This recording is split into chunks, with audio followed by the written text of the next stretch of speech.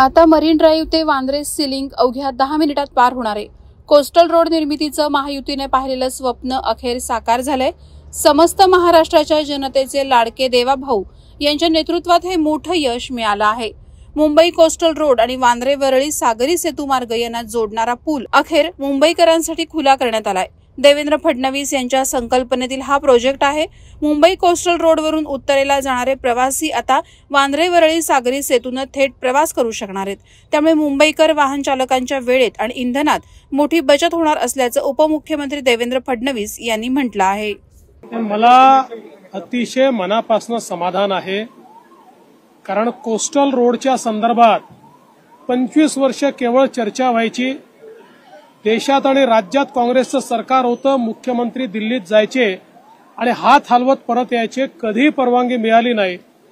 मोदी सरकार आल्यानंतर मी स्वतः प्रयत्न केले, सगळ्या परवानग्या त्याच्या मिळाल्या। आमच्या मित्रपक्षाच्या आग्रहास्तव, उद्योजींच्या आग्रहास्तव मी हे काम महानगरपालिकेला करण्याकरता दिलं आणि त्यानंतर या कामाची मध्यंतरी काय परिस्थिती होती आपण सगळ्यांनी बघितली।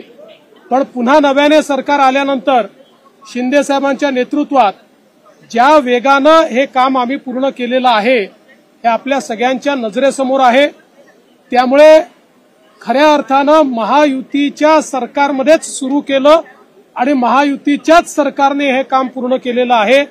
100% केंद्र सरकार आणि राज्य सरकार दोन्हीकडे महायुतीचं हे श्रेय आहे असं मी या ठिकाणी म्हणेल।